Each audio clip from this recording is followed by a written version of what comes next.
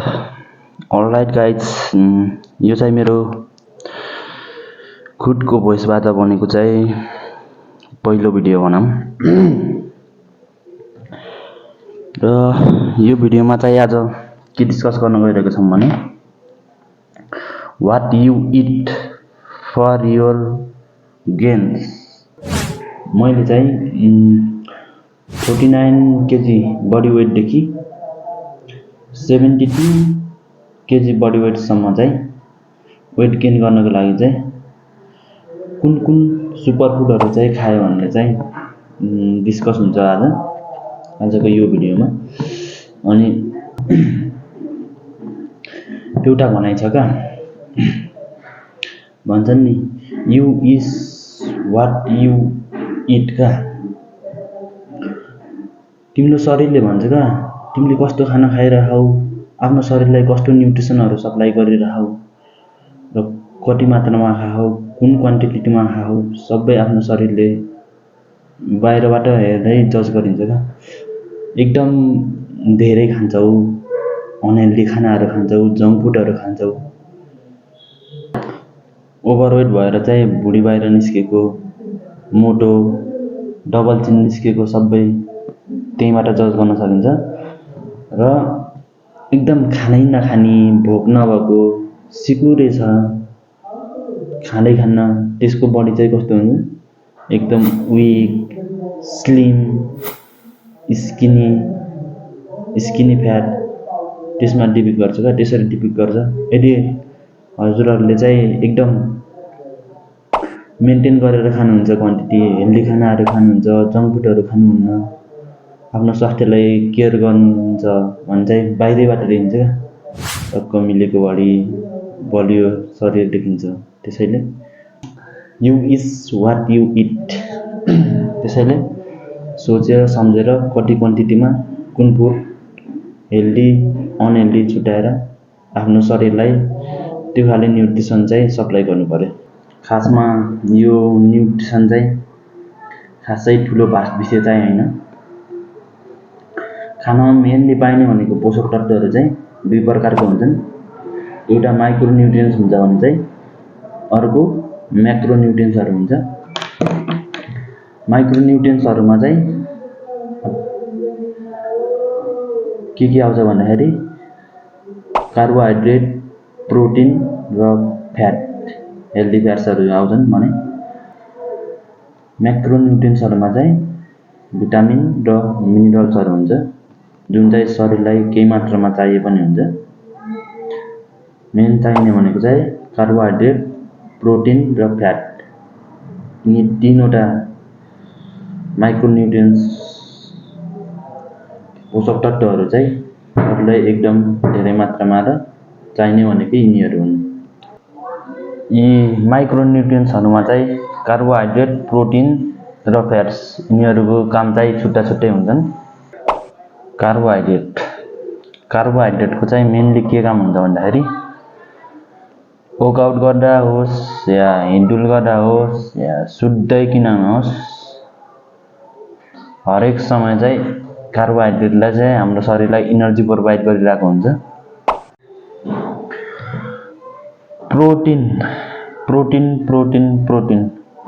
प्रोटिनको जति कुरा गरे पनि कमै होला। प्रोटिन चाहिँ मेनली प्रोटिनको के काम हुन्छ भन्दाखेरि जब हामीले वर्कआउट गरिसकेपछि हाम्रो मसल फाइबरहरू टुटेर टियर भएर बसेको बेला यसले चाहिँ रिपेयर गर्ने काम गर्छ। रिपेयर गरेर त्यो टुटेको मसललाई चाहिँ पहिलाको भन्दा बलियो, स्ट्रङ्गर र त्योभन्दा ठुलो, बलियो र ठुलो बनाएर लिएर आउँछ प्रोटिनले चाहिँ। त्यसैले प्रोटिनको चाहिँ मेन काम भनेको चाहिँ रिपेयरिङ, ग्रोथ र बिल्डिङ, यो चाहिँ प्रोटिनको मेन काम हो। अनि आउँछ लास्टमा हेल्दी फ्याट्सको चाहिँ मेन काम भनेको चाहिँ यो चाहिँ स्टोर इनर्जी जस्तो हो। यसले चाहिँ शरीरलाई, यसले पनि कार्बोहाइड्रेटले जस्तो शरीरलाई एकदम धेरै मात्रामा इनर्जी प्रोभाइड गरिरहेको हुन्छ। अनि फ्याटको अर्को मेन काम चाहिँ के हो भन्दाखेरि फ्याटले चाहिँ हाम्रो शरीरमा भएको चाहिँ हर्मोनहरूलाई चाहिँ रेगुलेसन गर्न चाहिँ एकदम मद्दत गरिरहेको हुन्छ, जसमा चाहिँ जस्तै हाम्रो मेल बडीमा चाहिँ टेस्टोस्टेरोन हर्मोन चाहिँ रेगुलेसन या प्रोड्युस गर्न चाहिँ हेल्दी फ्याटले चाहिँ एकदम हेल्प गरिरहेको हुन्छ। त्यसैले फ्याट्स चाहिँ इनर्जी र हेल्दी हर्मोन रेगुलेसनको लागि एकदम इम्पोर्टेन्ट रोल प्ले गरिरहेको हुन्छ। यो भिडियोमा चाहिँ मेनली के डिस्कस गर्ने भनेको भने चाहिँ मैले कुन खानाहरू मतलब सुपरफुडहरू खाएर चाहिँ 49 केजी बडी वेटदेखि 72 बडी वेट केजीसम्म मैले गेन गर्नमा हेल्पफुल जर्नी चाहिँ कुन खानाहरू खाएर भनेर डिस्कस गर्ने भनेको हो। यो होइन कि मेनली युट्युब या गुगलमा देखेर चाहिँ लिस्ट बनाएको खानाहरूको उस चाहिँ होइन, यो चाहिँ मैले खुद एक्सपिरियन्स गरेको र मैले खुद कन्ज्युम गरिरहेको खानाहरू हुन्।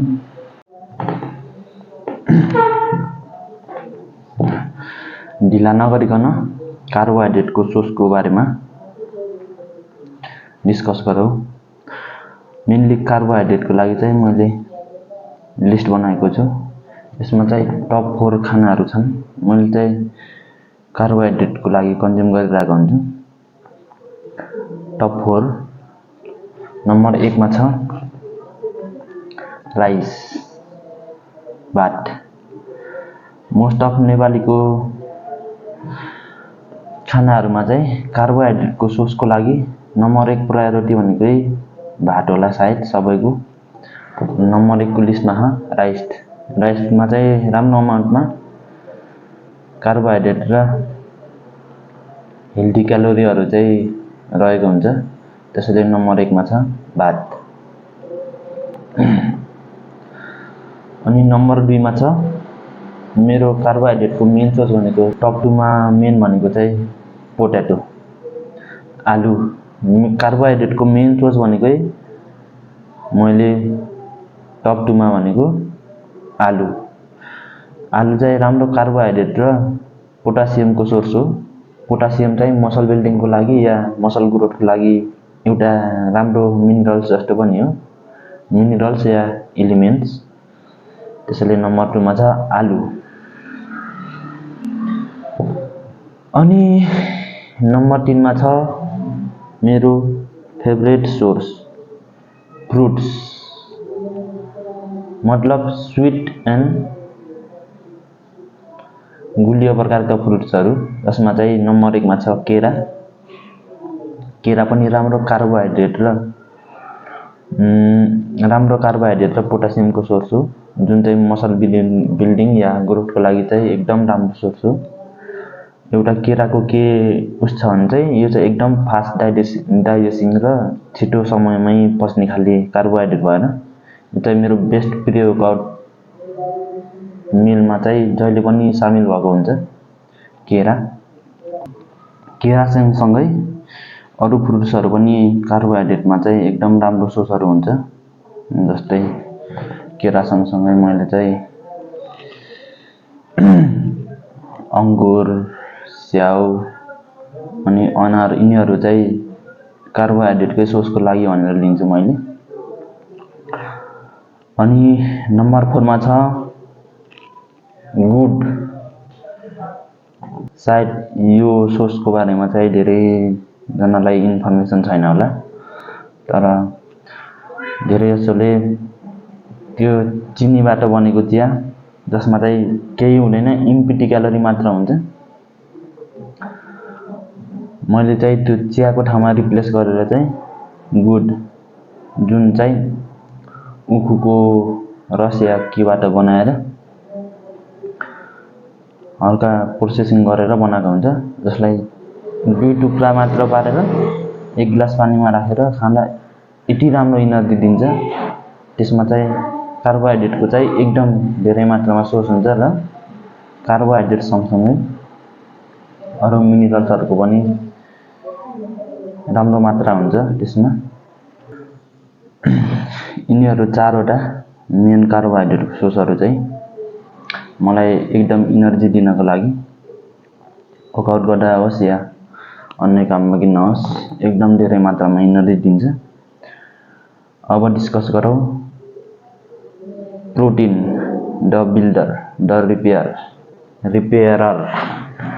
प्रोटिनको चाहिँ मेरो कतिवटा लिस्ट छ भन्दाखेरि यसमा पनि टप 5 लिस्ट छ। यसमा चाहिँ मेरो प्रोटिनको प्रोटिन चाहिँ अघि नै कुरा गरिसक्यो, रिपेयर, बिल्डिङ या ग्रोथको लागि।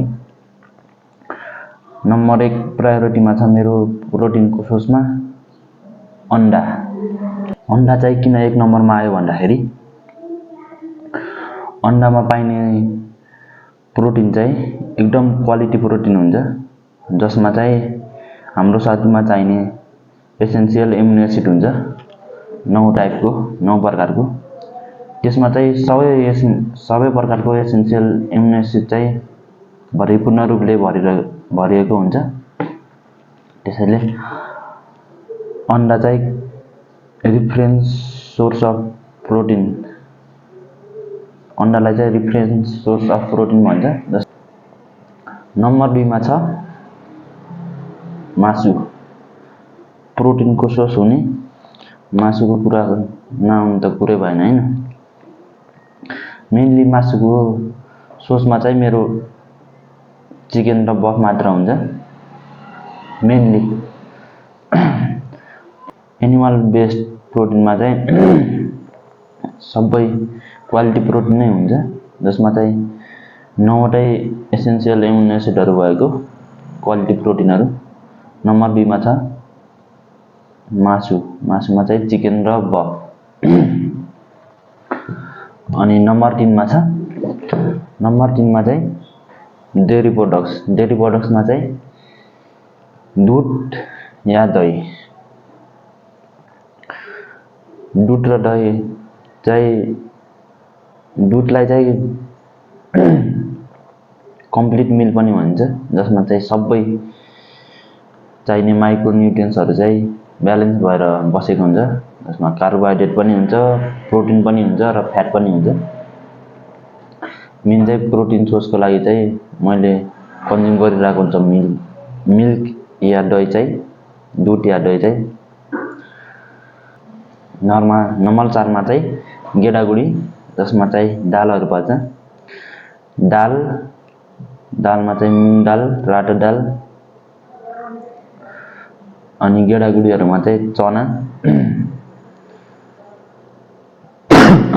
भनेको चाहिँ भटमास या सोया चङ्क्स। भटमास र सोया चङ्क्समा चाहिँ मैले चाहिँ अल्टरनेटिभ गरेर लिन्छु, दुईटा चाहिँ एउटै जस्तो हो। यदि सोया चङ्क्समा चाहिँ फुल क्वालिटी प्रोटिन हुने भएको चाहिँ नम्बर 1 मा यही हुन्थ्यो होला। लगभग 100 ग्राम सोया चङ्क्समा 45 देखि 55 ग्रामसम्मको चाहिँ प्रोटिन हुन्छ, जुन चाहिँ राम्ररी एब्जर्ब पनि हुन्छ। तर यसमा चाहिँ 9वटै एसेन्सियल एमिनो एसिडहरू चाहिँ प्लान्ट बेस्ड प्रोटिनमा चाहिँ धेरै जसोमा एसेन्सियल एमिनो एसिड चाहिँ पुरा नभएको चाहिँ हुन्छ। त्यसैले प्लान्ट बेस्ड चाहिँ तेस्रो या चौथो नम्बरमा छ मेरो। र अन्तिम 5औं नम्बरमा छ बदाम पिनट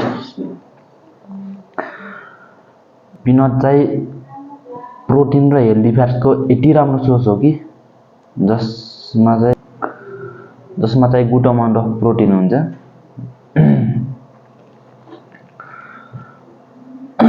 नर्मल्ली ठुलो बदाम भन्दा चाहिँ सानो बदाम नै प्रिफर गर्छु। ठुलो बदाममा अन्डा धेरै मात्रामा प्रोटिन पनि हुन्छ र हेल्दी फ्याट्स पनि हुन्छ र बजेट फ्रेन्डली, अलि सस्तो पनि पर्छ। त्यसैले लास्ट नम्बरमा छ पिनट। यिनीहरू चाहिँ मेनली यी 5वटा फुडहरू चाहिँ मैले प्रोटिनको लागि कन्ज्युम गरिरहेको हुन्छ, जसले चाहिँ मैले वर्कआउट गरिसकेपछि मेरो मसल फाइबरहरू ब्रेक भएर फटिग भएर बसेको हुन्छ। त्यसलाई चाहिँ रिपेयर र बिल्डिङ र त्यसलाई बिगर गराउन चाहिँ यी 5वटा प्रोटिनको सोर्सहरू चाहिँ एकदम मद्दत गरिरहेको हुन्छ। अनि लास्टली आउँछ हेल्दी फ्याट्स। हेल्दी फ्याट्सहरूको सोर्स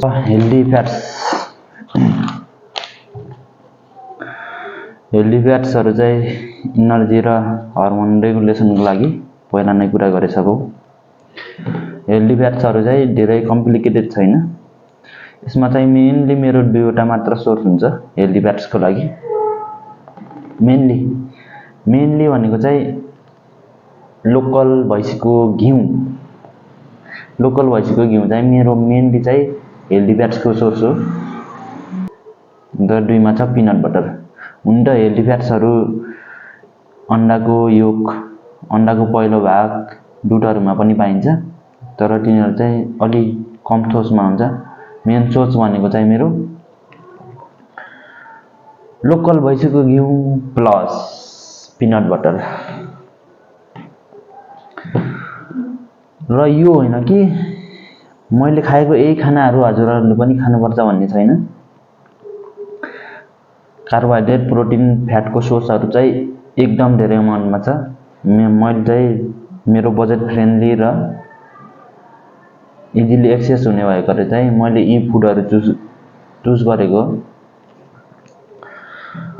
हजुरहरूले पनि योभन्दा बेटर अप्सनहरू चाहिँ चुज गर्न सक्नुहुन्छ। Mic check.